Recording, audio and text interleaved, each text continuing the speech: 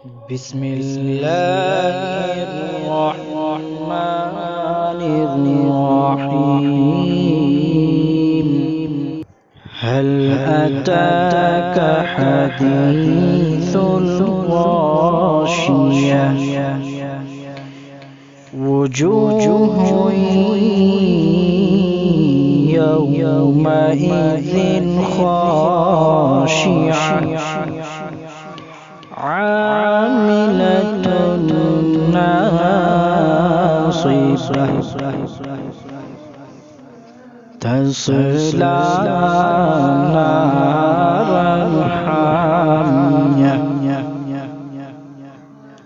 تسقى من عين آنية ليس لهم طعام إلا من ضريع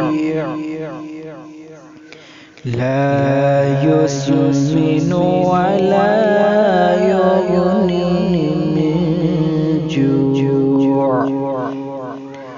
وجوه يومئذ ناعمة لسعيها راضية في جنة عالية لا تسمع فيها لاغية فيها عين جارية فيها سرر مرفوعة وأكواب موضوعة ونمارق مصفوفة وزرابي مبثوثة أفلا ينظرون إلى الإبل كيف خلقت وإلى السماء كيف رفعت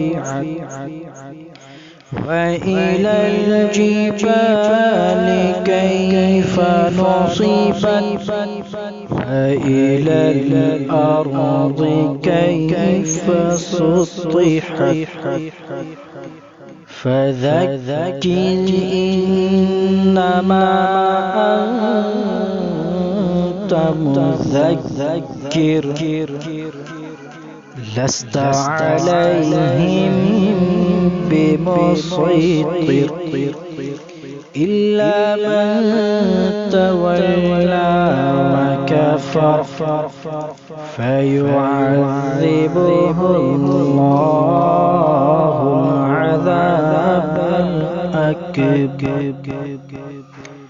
إن إلينا إيابهم ثم إن علينا حسابهم.